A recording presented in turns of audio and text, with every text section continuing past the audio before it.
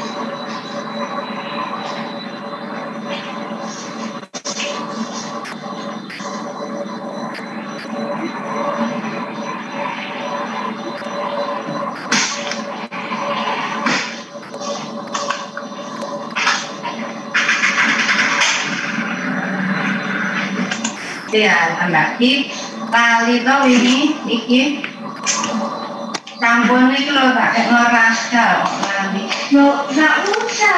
Assalamualaikum. Nggak usah. Assalamualaikum. Salam Pak, selamat pagi. Salam Pak, selamat pagi. Ayo makan di dulu. Mana nih wajahnya Ayo keluar. Ayo keluar. Ya, belum mandi ya? Udah jam 9. Ayo mana yang lainnya nih, wajahnya nih. Saya kepingin berkenalan nih wajahnya ini. Masa di layar kaca terus ini. Nah. Oke. Ahmad, Wildan, ayo keluar. Ayo keluar semua ya.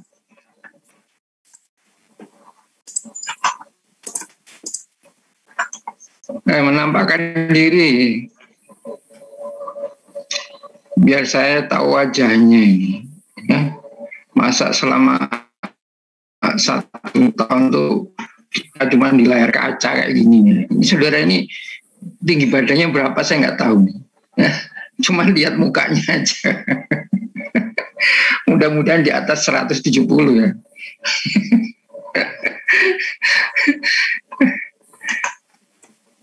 Oke, kita mulai pertama ya, kuliah ini apa? Pemodelan matematika. Cuman jangan lupa ini apa? Absen dulu. Isi presentasi dulu. Ini kodenya udah tak masukkan di chatting.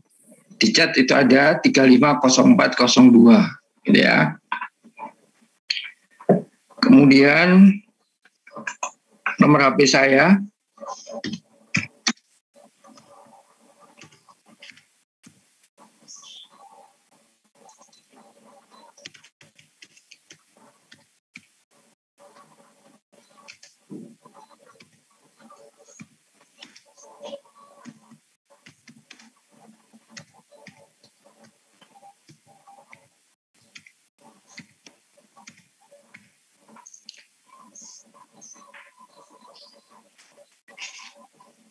Nih nomor HP saya. Tolong dibuatkan WA group sehingga nanti kita bisa komunikasi melalui WA itu. Jadi ada apa-apa saya memberitahu lewat WA gitu ya. Coba salah satu aja yang bisa membuatkan. Siapa ya? Si Anu aja. Si Anugrah aja. Anugrah ya. Tolong ya. Ya, oke, siap. Buatkan WA. Nah, sehingga nanti komunikasi kita bisa enak. Tanya apa kayak itu melalui WA itu aja. Komunikasi mengenai soal, mengenai hasil kuis atau apa, sudah tanya kan nggak apa-apa, tanya aja kan gitu. Nah, kita kuliah aja pakai Zoom gitu. Kok dulu sebelum pakai Zoom ya pakai WA itu. Kuliah pakai WA. Pertama kali si COVID keluar itu kan kita nggak pakai Zoom. Si COVID begitu keluar kita nggak boleh tetap muka, pakai WA itu. Ya ngapain masa ngomong pakai WA kan enggak. Ya, cuman ini apa ngirim materi aja, suruh belajar sendiri gitu. Baru beberapa bulan pakai Zoom gitu. Sebelumnya nggak pakai apa-apa, pakai WA aja gitu. Tapi gimana lagi ya? Memang terpaksa seperti itu. Mudah-mudahan nanti ini landai terus lah gitu ya. Ini memang ini apa? Banyak yang bisa kita angkat gitu loh. Ya, kalau saudara ikut memperhatikan perkembangan COVID itu kan, ya diketengahkan kan kasus ya. Kasus setiap kali kasus, ada apa ya? Kok kasus saja, nggak pernah lepas dari case gitu kan? Ya kan?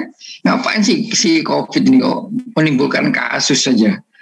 Itu menarik sekali gitu loh. Ya. Coba kita nanti belajar pemodelan ini berangkat dari kasus gitu. Gimana mengangkat suatu kasus gitu. Ya. Jadi di laporan Satgas COVID itu nggak sembarangan. Sekian kasus kira nggak sembarangan itu. Dan yang menetapkan kasus itu bukan seorang ahli model penyebaran virus, bukan. Itu gabungan. Jadi berdasarkan surveillance gitu antara epidemiologi sama dokter. Dokter itu yang memutuskan bahwa ini case gitu loh. Jadi banyak yang terpapar itu bisa juga lebih kecil dari banyaknya kasus. Gitu. Bisa lebih kecil dari banyaknya kasus. Lucu kalau seperti itu. Tapi banyaknya kasus itu yang justru lebih kecil daripada banyaknya yang terpapar gitu. Mestinya seperti itu yang berjalan gitu. Ya. Baiklah, ini paling tidak saudara punya gambaran. Jadi model matematik itu mata kuliah yang berkaitan dengan masalah terapan itu. Tapi jangan saudara beranggapan bahwa pemodelan ini kan mata kuliah wajib, bukan pilihan. Bobotnya 4 SKS lagi, ya kan, blenger lah gitu loh. Itu tidak mesti harus nanti saudara di lab model kerjanya. Pemodelan ini kan semester 7 ya. Bentar lagi saudara sudah ngambil TA gitu loh. Karena ada model yang bisa dibangun berangkat dari ilmu komputer. Ada model yang bisa dibangun dari lab analisis dan aljabar. Gitu. Hanya kebetulan saja labnya itu ada lab model dan simulasi gitu loh. Tanggung jawabnya lab model gitu. Tapi bisa aja model itu dibangun dari bergabung berkolaborasi dengan Ilkom. Sehingga nanti saudara bisa masuk di situ. Itu namanya itu kalau kita masuknya ke artificial intelligence gitu. Jadi masuk di situ bisa. Jadi kita menciptakan model dulu, baru nanti kita membangun suatu skenario. Yang selama ini dilakukan kan seperti itu gitu ya. Kalau misalkan saudara bekerja di analisis aljabar itu nggak masalah gitu. Ada model yang bentuknya tidak mesti harus persamaan diferensial. Ada model yang bentuknya fungsional analisis atau model aljabar. Itu saudara bisa bekerja di lab itu. Tapi kalau saudara memang tertarik bekerja nantinya di lab model, itu nggak masalah. Saudara bisa membangun model yang menuju ke bentuk persamaan diferensial, bentuk deterministik, bentuk stokastik dan sebagainya gitu. Ya. Jadi bisa diterapkan, bisa di lab model atau bisa di lab lab matematika industri dan keuangan gitu. Ya, di labnya Bu Endah gitu ya. Bisa di situ juga gitu loh. Jadi pemodel matematik itu tidak mesti harus bekerja di lab model. Saudara bisa bekerja di lab lab analisis dan aljabar. Saudara bisa bekerja di Ilkom gitu. Ya. Tergantung pada risetnya gitu. Salah satu contoh misalkan aplikasi dari multi agent system.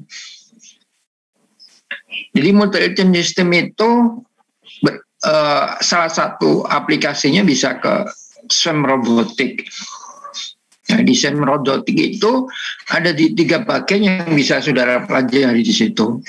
Salah satu di antaranya adalah bioinspiration robotik, bisa ke situ, atau bioinspiration agent, atau saudara masuk ke intellectual agent. Kalau masuk di intellectual agent itu berarti saudara belajar kaitan dengan masa artificial intelligence. Berarti kecerdasan buatan. Masuk ke situ. Modelnya di mana? Modelnya itu saudara melakukan pemodelan dulu. Baru nanti hasil modelnya itu dibuat skenario yang bisa diaplikasikan pada artificial intelligence. Nah, jadi bisa masuk di situ. Itu salah satu bentuk aplikasi dari kaitannya dengan pemodelan yang berkaitan dengan aplikasi multi agent gitu. Maksudnya posisi dari pemodelan sendiri gimana yang berkaitan dengan masalah penelitian misalkan ya. Coba saya share screen dulu.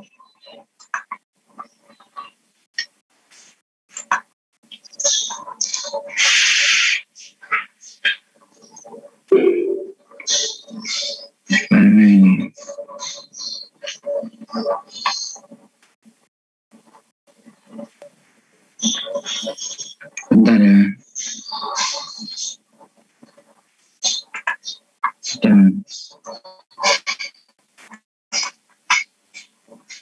Di sini.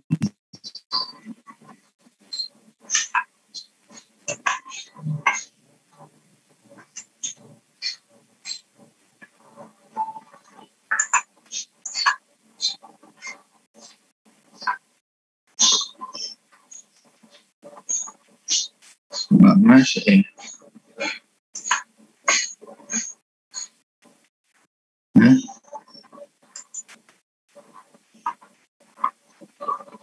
kok nggak bisa masuk ini?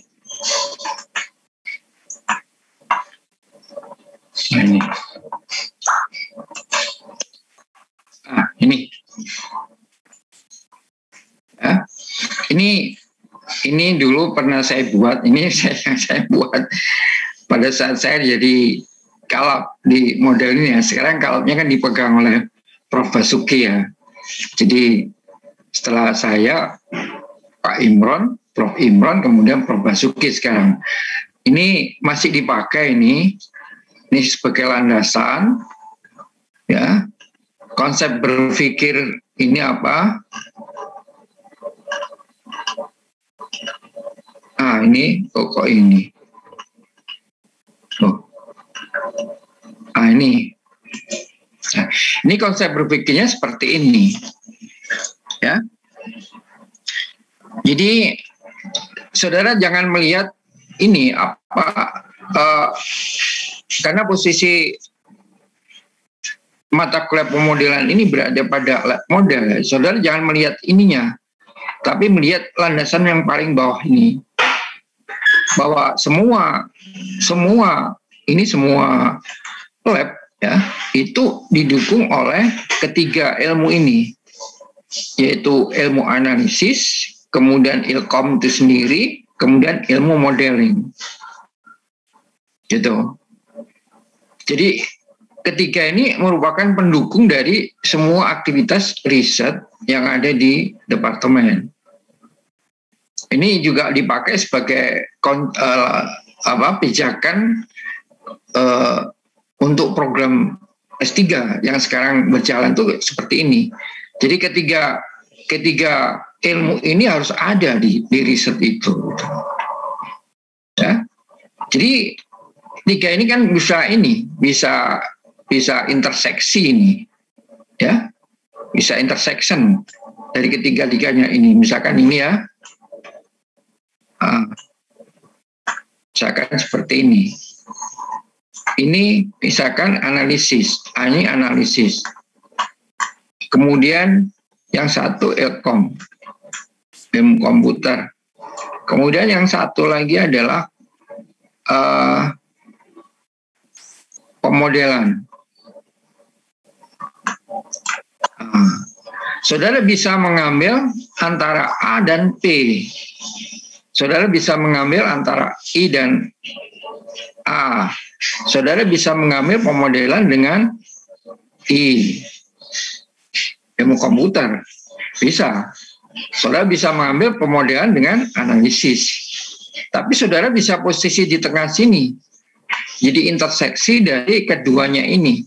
Yaitu bisa mengandung analisis, ada unsur analisisnya, ada unsur ilkomnya, ada unsur pemodelannya. Gitu. Berarti saudara bekerja di pemodelan, bekerja di ilmu komputer, dan bekerja dengan analisis. Tinggal case-nya apa? Tinggal kasusnya apa? Kasusnya aja. Apa yang saudara amati di dalam kasus itu? Ya, di dalam fenomena itu.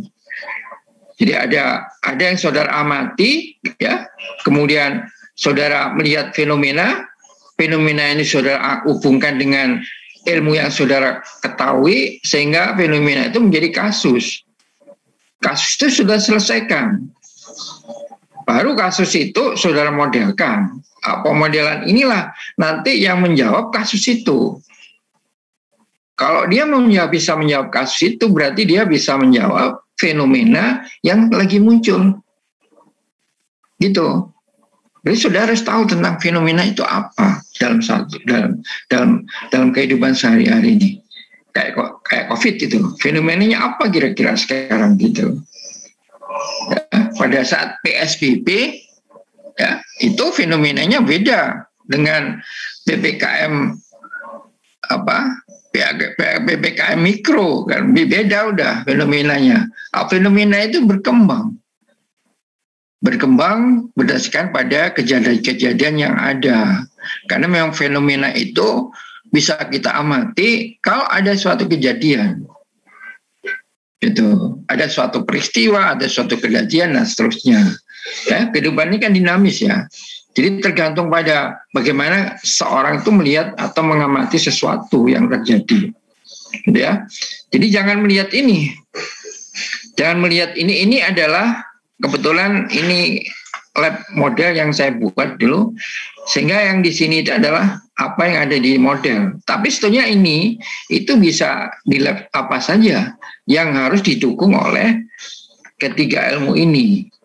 Itu bisa aja orang itu hanya mengambil dari A saja yang tidak berinteraksi dengan ilmu yang lain. Berarti dia posisinya di sini. Saya nggak usah Pak, saya ngambil aljabar aja, silakan. Berarti jauh dari pemodelan, jauh dari ilmu komputer, nggak masalah gitu loh.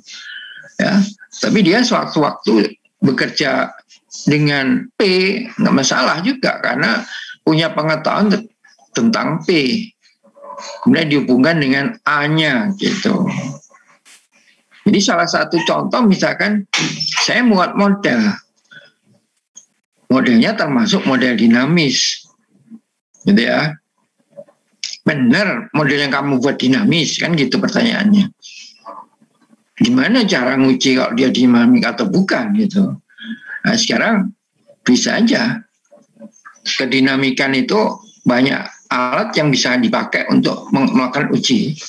Salah satu di antaranya adalah pakai aljabar yang sekarang lagi sering dipakai itu, yaitu pakai semigroup. Pakai semigroup. Jadi lu masuk di PD ada semigroup aljabar masuk di PD kan gitu. Ini kan gitu. Akhirnya kan ada interseksi dengan A ini. Berarti saya bekerja di sini antara A dan P gitu.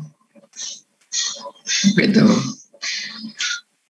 Lah akhirnya kan model kita bekerja dulu di model, kemudian yang kedua langkah berikutnya kita bekerja dengan ilmu analisisnya, yang ketiga sebagai implementasi dari pengamatan yang saya lakukan, maka saya bekerja di ilkom, ya, di komputasinya. Ya, itu berarti saya berada pada posisi di interseksi di tengah-tengah itu, gitu. Cuman urut-urutannya aja yang berbeda, gitu. Ada yang kolaborasi antara P dengan I saja, nggak masalah, gitu. Seperti apa yang saya tunjukkan tadi itu. Bahwa aplikasi dari multi agent salah satu diantaranya adalah dengan kita pakai ilmu komputer gitu, ya. Jadi ada yang setelah dimodelkan kemudian kita pakai machine learning, pembelajaran mesin itu pakai itu, bisa yang ke situ. Ya, ada yang aplikasi multi agent itu yang mengarah ke situ, berarti bekerja dengan model yang ditunjang oleh ilmu komputer, gitu ya. Ada pertanyaan sampai di sini. Ini landasan pijakan kalau saudara melakukan TA, saudara melakukan tugas akhir, atau kalau saudara melanjutkan di S2 ya tesisnya paling tidak landasan seperti ini saudara pahami gitu, maksud saya gitu. Ada yang ditanyakan? Halo? Halo? Belum ada. Oke, belum ada ya. Oke. Jadi ini untuk sebentar aja ini ya. Ini biasanya kalau di S2 gitu ya, itu ditampilkan ini karena orientasinya S2 itu kan riset ya. Jadi ini landasan risetnya. Ini riset-riset yang dilakukan di lab ini kan. Tapi saudara kan nanti di TA itu kan saudara bekerja di lab gitu. Saudara ikut lab mana kan gitu. Di analisis ya apa yang dikembangkan di situ. Jadi saudara bekerja di lab itu pada saat saudara mengerjakan TA gitu ya.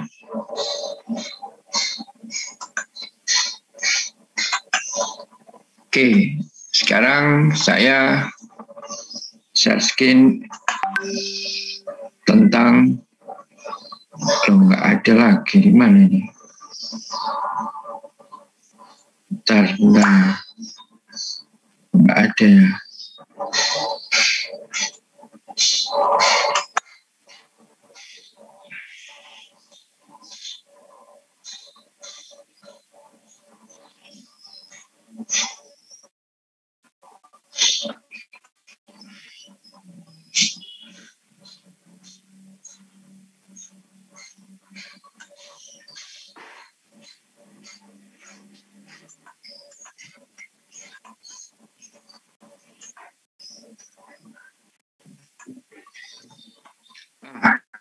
Ini CPMK-nya ya.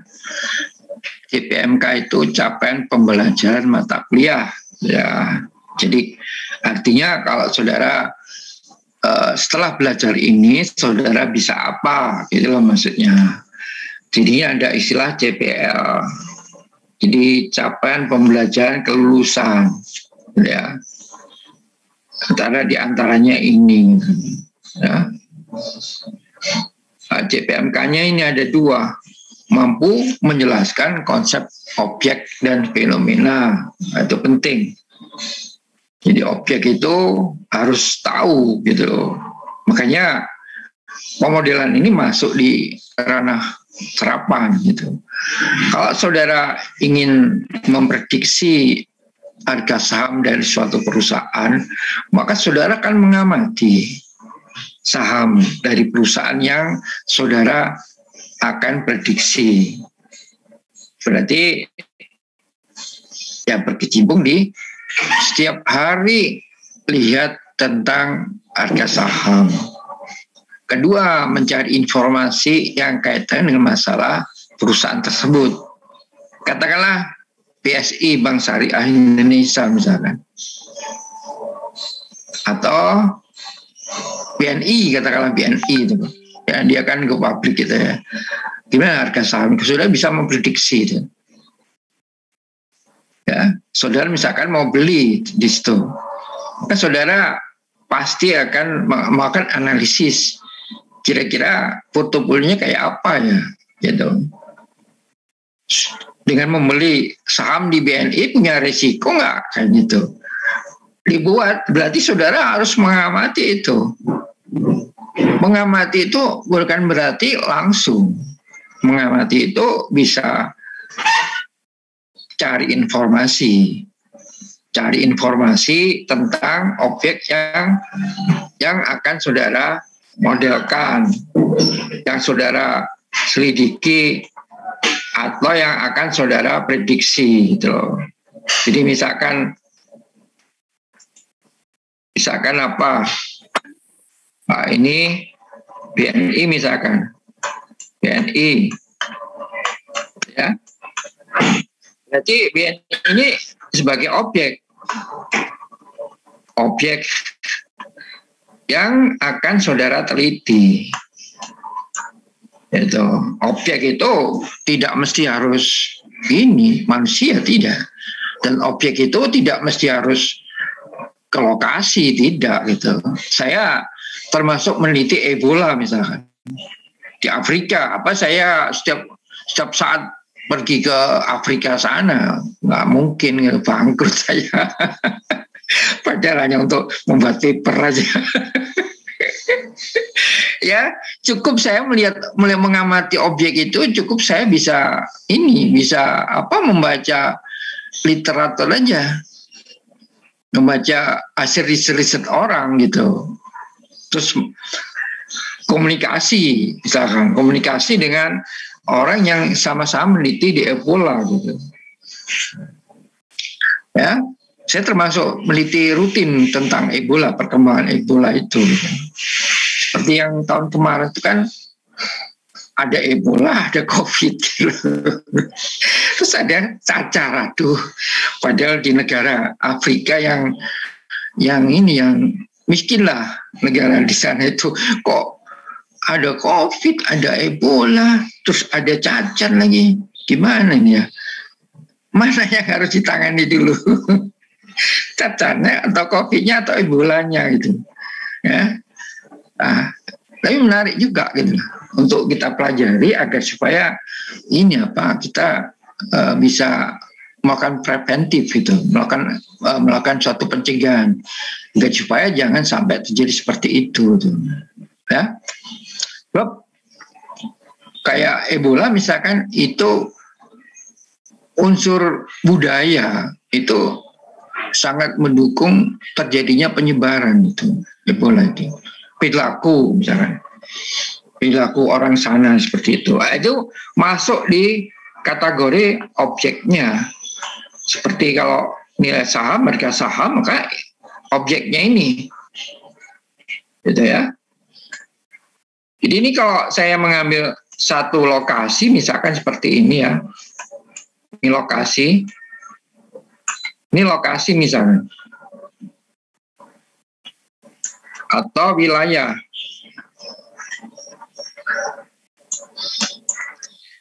Ya. Misalkan di sini ada BNI. Ya, di sini ada BRI.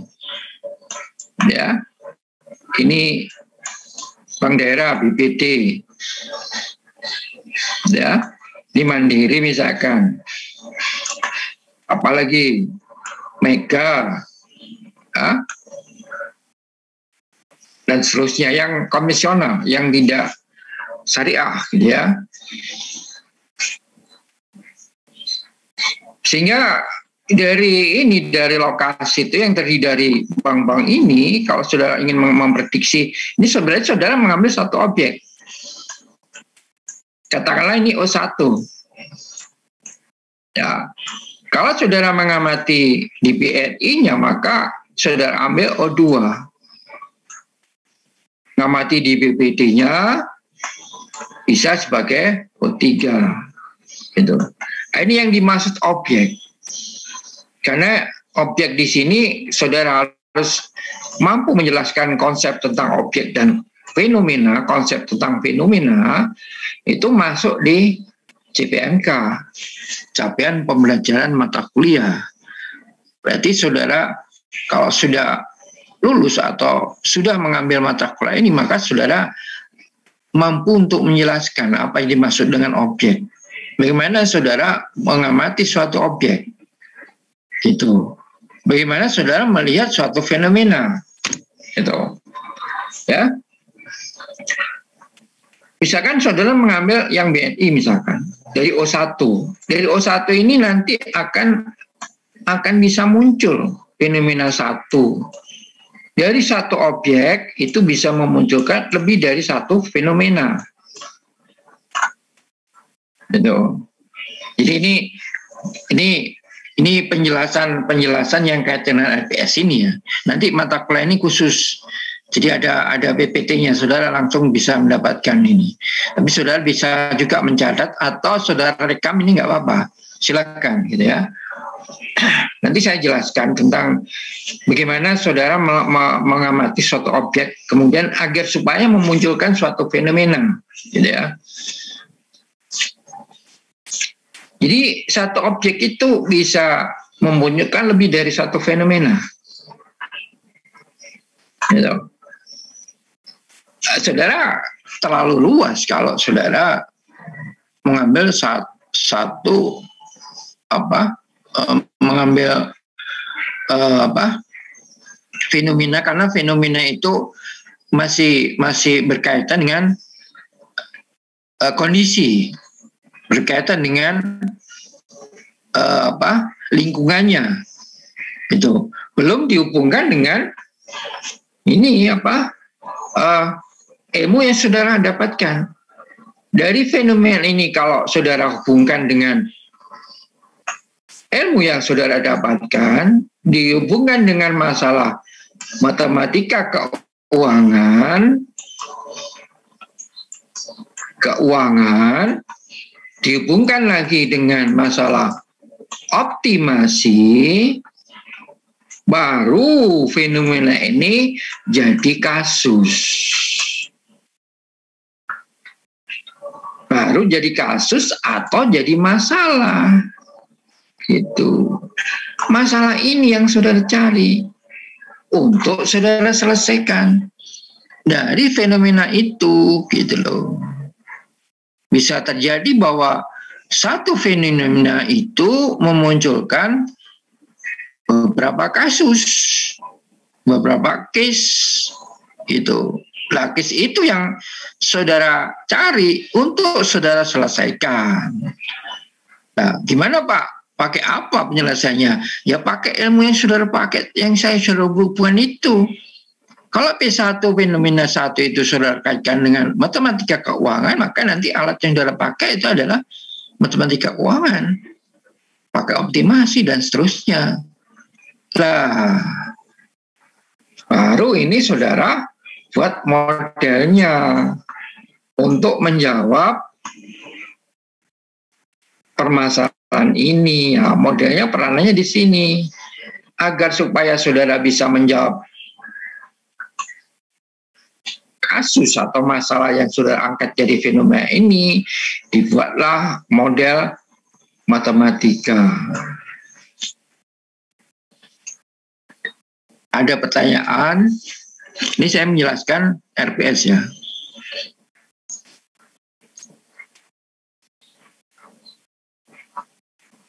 Oke, kalau ada. Ya. Ini yang CPMK 2 itu model matematika yang dibangun berdasarkan hukum-hukum fisika. Ini biasa ini ya. Biasa ini ya. Biasa kita ini apa? Kita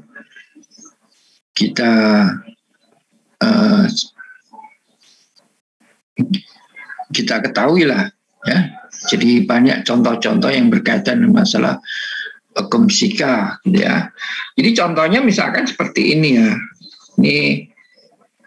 Ini apa contoh lama ini yang sering sekali saya gunakan ini. Ini saya punya ini. Ini ban berjalan ini. Ya. Ini namanya rolling. Itu. Ya. Ini di dalam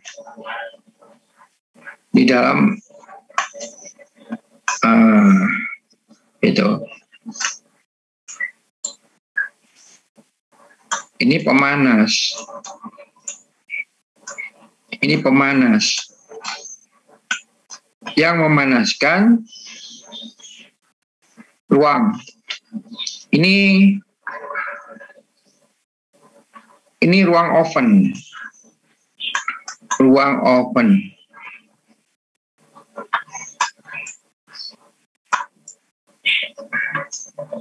Nah, itu. Ini berjalan. Ya, muter berjalan. Dan ini ya. Saya punya katakanlah apa namanya ini? Nah, punya drum, apa yang namanya drum ini? Kaleng besar lah, gitu ya. Ini saya taruh sini, dia akan berjalan masuk ke ruangan oven ini. Dan seterusnya kemudian sampai dia keluar di sini. Ini dicat ya. Ini berarti basah, dicat. Dimasukkan ruangan pengering namanya oven. Oven. Kalau orang Jawa ngomongnya oven gitu ya. Pada bahasa Inggris oven gitu ya. Tapi kalau ibu saya dulu ngomongnya open, ambilkan open gitu. Ya open itu sebetulnya pengering gitu. Keluar ini drumnya ini kalau keluar jadi kering. Ini pakai hukum-hukum fisika gitu loh.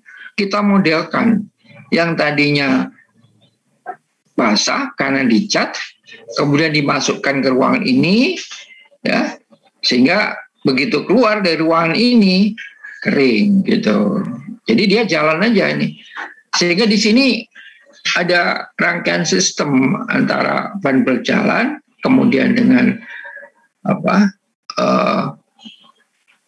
termodinamika di sini yang dipakai hukum-hukum fisikanya, karena di berjalan ada mekanikanya, kemudian ada perpindahan panas, transfer, kemudian ada hukum termodinamik gitu.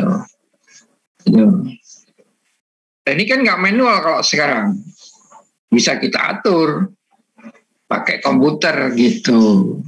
Jadi kalau catnya itu cat yang sulit basah ya, berarti kita secara otomatis nanti ruangannya akan otomatis berubah gitu, berubah suhu yang dipakai untuk memanas barang itu akan berubah secara otomatis gitu loh. Pokoknya target outputnya dia harus kering gitu.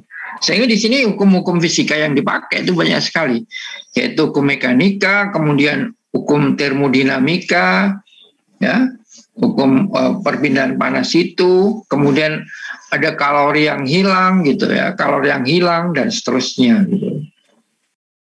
Ya, ini salah satu contoh bagaimana membuat model matematika dari hukum-hukum fisika gitu ya.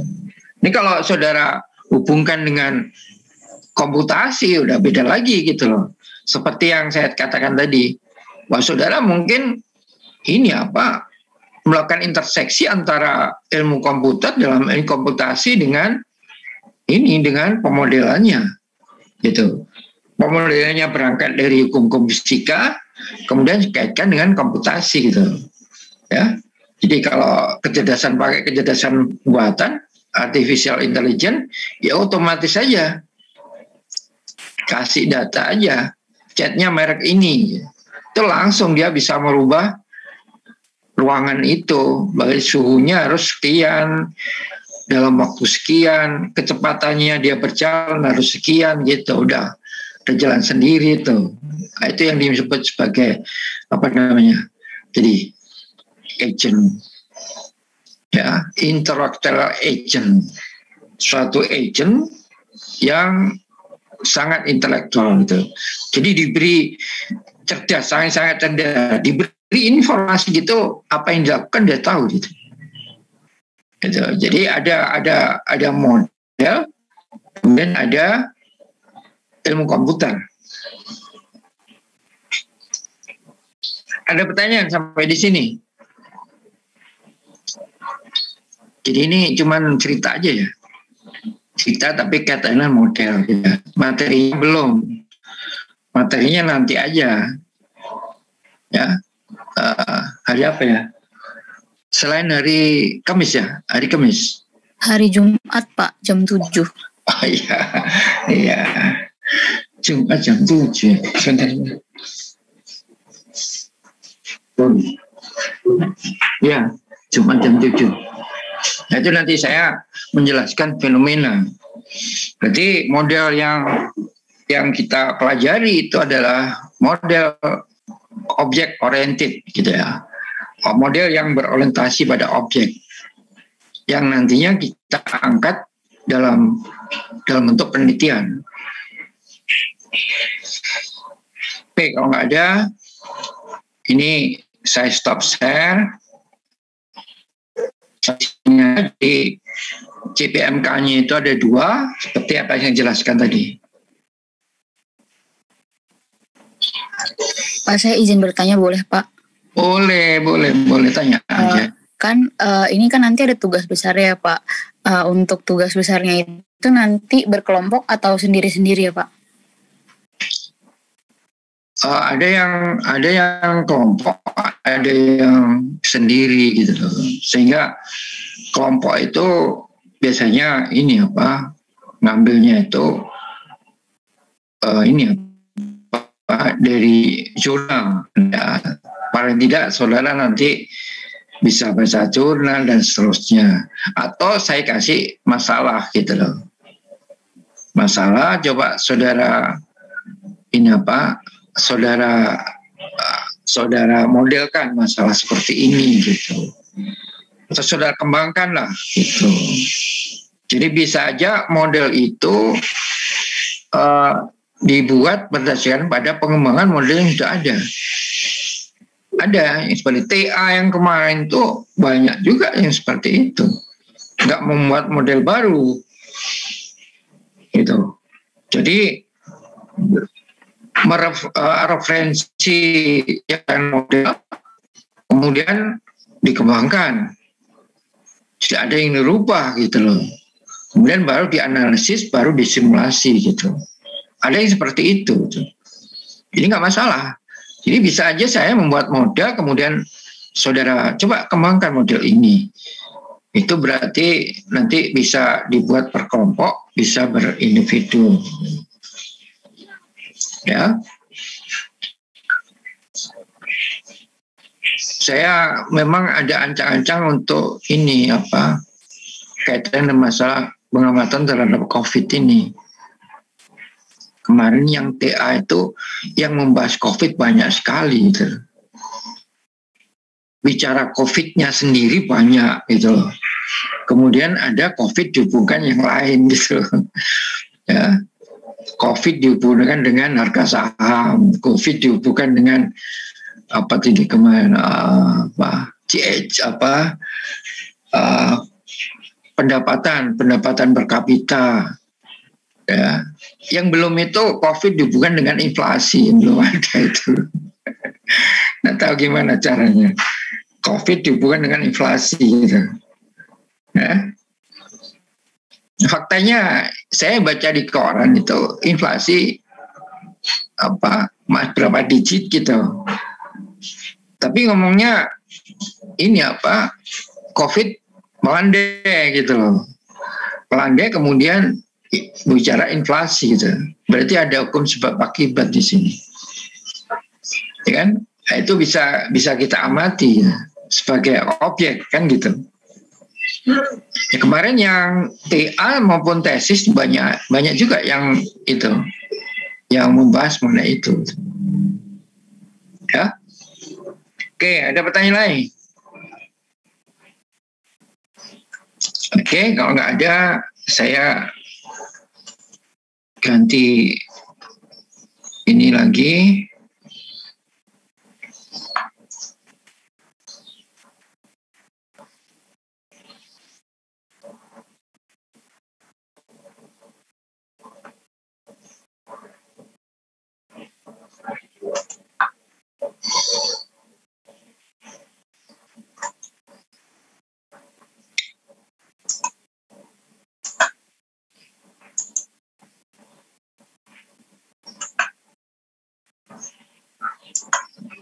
Sekarang ke materi ya.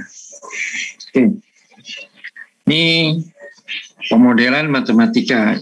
Saya ingatkan lagi, jangan lupa saudara absen. Ya. Kodenya tadi sudah saya sebutkan di chatting tadi. Ini pemodelan matematika. Ya. Kenapa saudara membuat model? Tadi sudah saya jelaskan. Apa jawabannya? Penjelasan saya tadi ada. Ayo, apa penjelasannya? Sebelum ke sini, tadi saya sudah menjelaskan tentang model. Ini pasti saudara kalau saudara memperhatikan apa yang saya jelaskan tadi, itu saudara pasti tahu jawabannya ini. Kenapa saudara membuat model?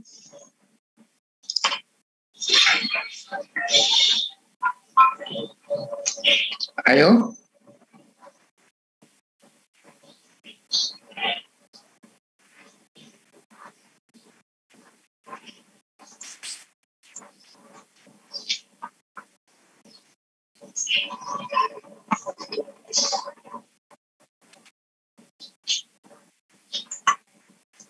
Ayo, kenapa? Why modeling? Kenapa saudara membuat model? Kenapa melakukan pemodelan? Ini jawabannya ada 3 ini. Saya ingin menjawab, boleh Pak? Jadi tadi kalau yang saya dapat, kita tuh ngelakuin buat menganalisa sesuatu Pak, supaya kita bisa memprediksi hal-hal yang mendekati, karena kan nggak bisa semuanya itu kita lakukan gitu loh Pak. Yang saya tangkap gitu. Salah satu di antaranya seperti itu. Atau ini dari ketiga jawaban ini jawabannya tidak ada. Tapi ini jawaban ini umum sekali gitu loh. Ya. Ini menyangkut fenomena. Jadi sebagai langkah fundamental, sebagai langkah dasar dan kuantitatif untuk memahami dan menganalisis suatu sistem yang kompleks dan fenomenal. Berarti di sini tuh fenomena memegang peranan penting. Kenapa fenomenanya ini tidak berada di dalam sistem, disendirikan ini? Kalau tadi saya menjelaskan itu fenomenanya ada di dalam sistem, ya kan? Contohnya kan seperti ini. Ini objek tadi ya kan? Objek itu bisa saudara ambil sebagai suatu sistem yang besar. Bisa terdiri dari subsistem yang antara subsistem satu dengan yang lain itu saling berkaitan. Ini satu misalkan, 2, 3, 4, bentar ya.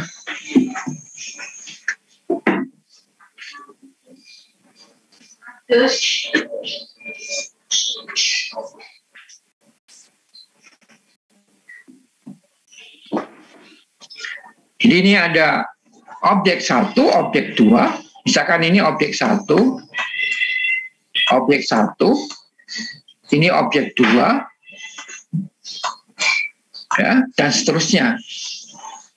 Ya, saudara punya abstraksi enggak? Apa yang saya tulis di sini? Paling gampang ya, ini Surabaya. Itu. Surabaya, saya misalkan ngambil objek mau meneliti tentang sesuatu yang berada di wilayah tertentu. Industri misalkan. Dan industri di sini. Rumput industri misalkan. Nah, misalkan O3 sebagai objek. Berarti O3 di sini yang saya selidiki itu pasti berinteraksi dengan sekelilingnya, gitu loh. Gitu. Nah, ini kan berarti sistem. Ini sistem baru ini saya bangun, saya lihat fenomenanya. Misalkan saya ambil fenomena 1 dari O3 menunjukkan fenomena 2 misalkan. Berarti fenomena ini itu saudara amati, saudara bangun dari objek ini yang muncul di dalam sistem. Di PPT ini itu fenomena sendiri, berarti ada yang istimewa tentang fenomena ini, tidak dimasukkan di dalam suatu sistem.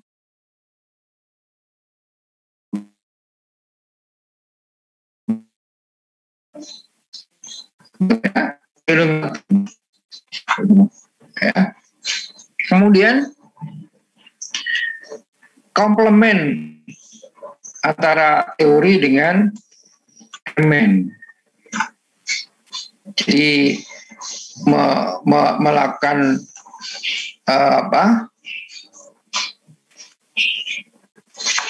bandingan antara teori dengan eksperimen.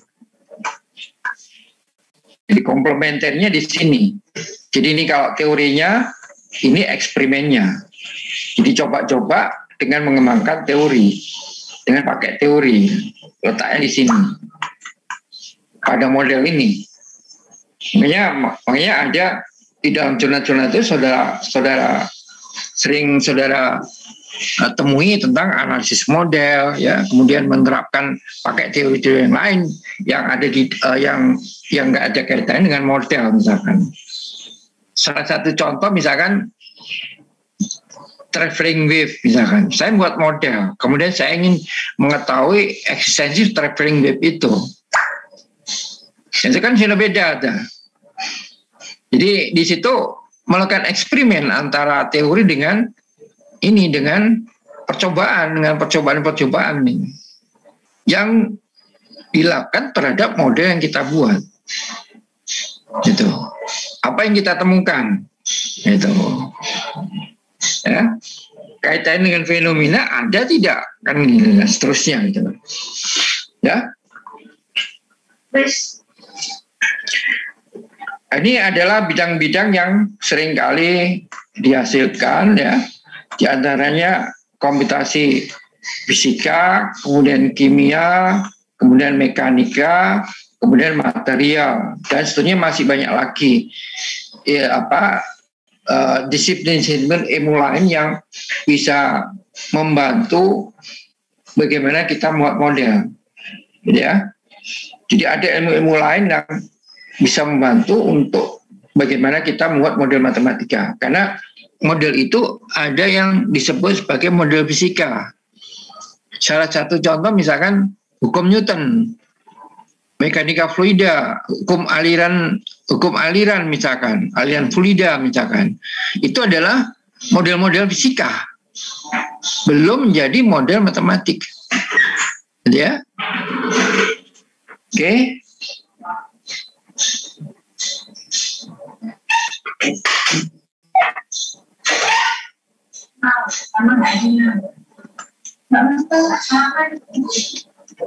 Apa tujuannya? Tujuan mempelajari pemodelan. Apa tujuannya mempelajari tentang pemodelan? Gitu. Ya, nah ini dibaca sendiri apa ini. Ya kan? Ini ada teknik simulasinya gitu ya. Melakukan experience, melakukan suatu percobaan dengan menggunakan teknik simulasi gitu ya. Jadi misalkan aja ya banyak lagi lah, banyak lah. Jadi simulasi itu sebetulnya untuk melakukan experience, untuk melakukan eksperimen gitu loh terhadap model gitu. Selain simulasi itu dipakai sebagai alat untuk melakukan validasi terhadap model, maka dia juga bisa dipakai untuk melakukan melakukan percobaan, ya, dengan simulasi gitu. Kemudian yang terakhir itu bisa mengembangkan komunikasi tentang keahlian yang berkaitan dengan profesional gitu. Praktisi itu. Ya. Jadi kalau saudara komunikasi dengan praktisi itu dalam satu kerja, itu saudara nggak bisa menyampaikan, nggak bisa menunjukkan model yang saudara buat. Dia nggak ngerti gitu. Praktisi itu. Taunya cuma output. Outputnya apa di dalam model itu? Itu biasanya dalam bentuk grafik-grafik. Dari teknik simulasi tadi itu. Grafik-grafik itu yang sudah komunikasikan terhadap orang-orang profesional. Orang profesional biasanya membaca dari situ aja. Dia sudah tahu gitu. Tapi proses mendapatkan itu dia nggak mau tahu. Nah, yang tahu saudara dari mulai model, kemudian melakukan analisis dan seterusnya.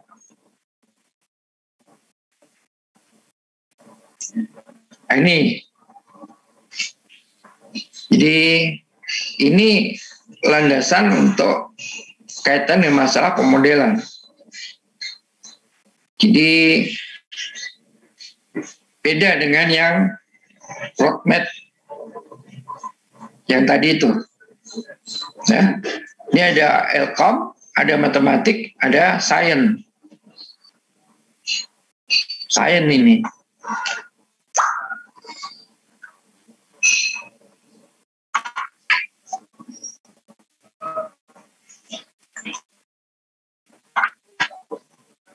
Lamaannya. Bentar. Mau oret-oret saya ini nggak mau ke bawah ini, gimana caranya? Ini Bapak. Oke. Jadi ini ilkom, kemudian ini matematik, kemudian ini sains, gitu ya. Jadi bisa aja saudara berada di posisi sini.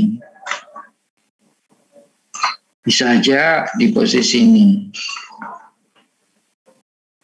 Tadi sudah saya jelaskan. Bisa aja di computer science aja. Bisa aja di matematik aja. bisa aja di sains saja. Bisa aja ketiga-tiganya tadi itu. Jadi kalau saudara masuk di aplikasi multi agent di Bio-Inspired robotik, ya itu di Slam robotik itu ada matematiknya, modelannya pakai matematik, kemudian sainsnya itu biologi. Jadi kita mempelajari misalkan perilaku semut misalkan, ya perilaku semut yang nggak pada tabrakan itu kan biologi juga. Kemudian perilaku ini apa, burung yang banyak sekali urbanisasi burung itu masuk di sains ini, itu yang kaitan masalah biologi. Ya.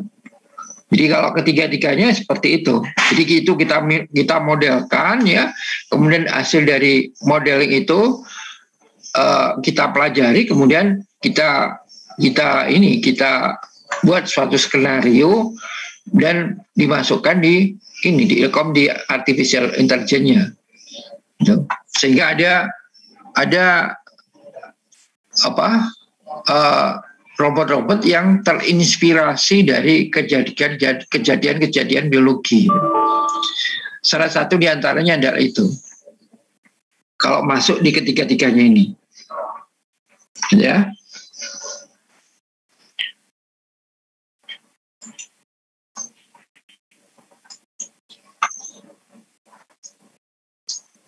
Ini yang tadi itu teori dengan eksperimen ada di komputasi gitu. Jadi pakai simulasi aja. Tidak pakai di lab gitu. Tapi ada yang orang masuk di lab juga ada. Ya. Jadi di lab biologi, di lab penyakit ada. Jadi antara teori dan eksperimen, ya. Kemudian di komputasi gitu. Jadi misalkan saya mau membuat vaksin misalkan, ya, itu saya bisa bereksperimen, kemudian dengan menerapkan teori, kemudian pakai komputasi sebelum saya menetapkan vaksinnya atau obat, katakan obat aja. Jadi di simulasi aja di sini. Bagaimana komposisi obatnya sebelum kita membuat obat, kemudian kita coba ke binatang atau ke lainnya. Gitu. Ini salah satu contoh seperti itu. Jadi ini yang kaitan dengan masalah pemodelan matematik itu apa sebetulnya ya? Kenapa kita buat? Karena kalau kita bereksperimen itu terlalu besar, kemudian terlalu mahal, terlalu bahaya, terus memakan waktu. Karena itu pemodelan matematiknya digunakan gitu, sebelum mengambil keputusan untuk melangkah berikutnya gitu. Jadi kalau istilah di kedokteran itu apa gitu loh namanya, ya ada namanya gitu. Dan orang-orang kedokteran tuh kadang-kadang juga pakai seperti itu, simulator itu sebelum dia bereksperimen di laboratorium gitu. Jadi dicoba kedua-duanya gitu ya. Dan ini jadi contohnya misalkan seperti yang saya katakan tadi, kalau saya ingin tahu tentang bagaimana penyebaran suatu virus COVID misalkan, saya nggak perlu harus datang ke Jakarta dan seterusnya, ya kan, terlalu mahal gitu. Atau tadi saya ngomong kalau saya ingin tahu tentang Ebola, ngapain saya harus datang ke sana, terlalu mahal gitu. Sehingga saya pakai model aja gitu. Nah, pengamatan yang saya lakukan itu adalah dari eksperimen atau dari penelitian orang lain. Bisa dilakukan seperti itu. Ada pertanyaan?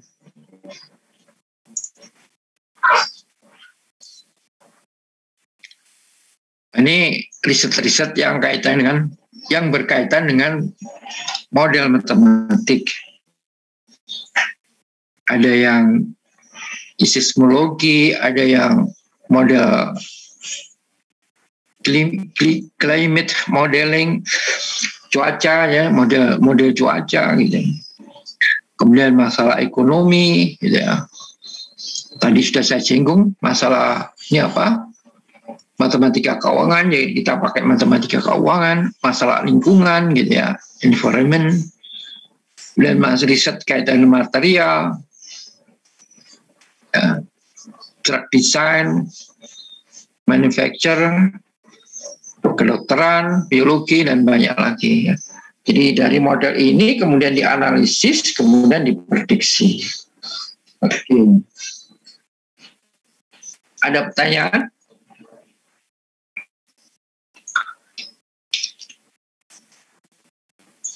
Kalau tidak ada pertanyaan untuk kuliah perdana ini, saya akhiri sekian. Besok hari Jumat saya teruskan langsung masuk materi. Saya akan menjelaskan bagaimana saudara melihat suatu fenomena dari suatu objek. Itu. Jadi model itu dibangun dari fenomena. Tapi fenomenanya itu saudara buat jadi masalah. Saudara kan ingat, saudara di statistik kan diajari itu juga tentang hipotesis ya. Ya kan? Hipotesis itu kan dalam bentuk pertanyaan. Ya kan? Ya enggak? Hipotesis itu kan dugaan. Semacam itulah dugaan itu. Jadi dugaan itu kan masalah itu yang harus saudara jawab. Ya. Jadi ada hipotesis 0, ada hipotesis, ada H1 gitu loh.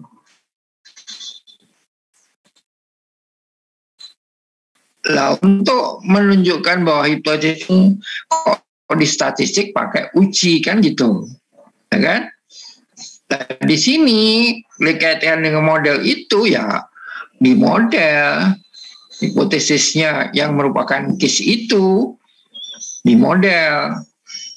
Kalau saudara melakukan analisis atau saudara melakukan penyelesaian terhadap model itu, berarti saudara sudah bisa menjawab hipotesis itu, menjawab dugaan tadi itu. Oh, dugaan itu ternyata benar ya.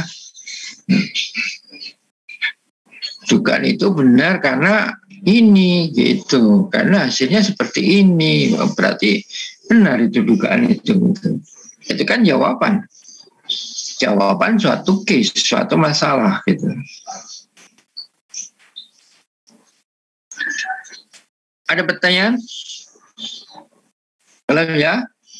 Belum Pak, masih ringan-ringan ini, belum ada pertanyaan. Oke, kalau nggak ada pertanyaan, saya akhiri sekian aja dulu ya. Saya lanjutkan hari Jumat, insya Allah. Ya. Jadi nanti ada PPT yang akan saya perbaiki, artinya contohnya akan saya buat yang lain gitu ya. Tidak seperti semester yang kemarin gitu. Tapi konsepnya sama aja. Gitu. Contoh-contohnya aja. Objeknya yang saya buat beda gitu. Objeknya beda-beda berarti nanti saudara punya wawasan yang banyak gitu tentang objek. Oke, sekian dulu. Nah, sekian dulu ya. Iya Pak. Sudah dulu aja. Iya Pak. Terima kasih Pak. Terima kasih Pak. Bentar, belum. Oh, belum. Sudah Mbak buat.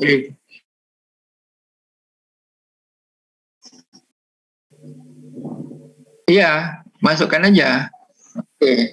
Oke, saya akhiri ya. Makasih. Assalamualaikum. Waalaikumsalam, Pak. Waalaikumsalam. Terima kasih, Pak.